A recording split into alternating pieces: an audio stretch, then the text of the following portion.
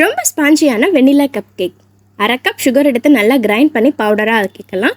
இப்போ பவுலில் 1/4 cup flavour இல்லாத ஆயில் ப்ளஸ் கீ ரெண்டும் சேர்த்து 1/4 கப் தயிர், 1/2 கப் நல்லா காய்ச்சி ஆற வச்ச பால் எடுத்துருக்கிறேன். நல்லா மிக்ஸ் பண்ணிக்கோங்க. 1 ஸ்பூன் வெண்ணிலா எசன்ஸ் யூஸ் பண்ணிக்கலாம்.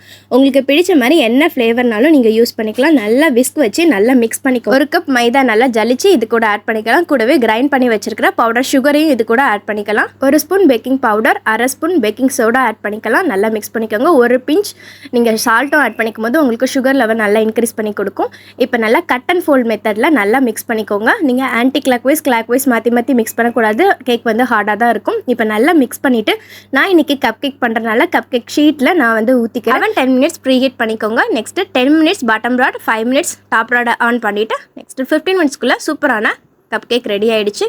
ரொம்ப ஸ்பாஞ்சியாக டேஸ்ட்டும் சூப்பராக இருந்தது. கண்டிப்பாக வீட்டில் ட்ரை பண்ணி பாருங்கள்.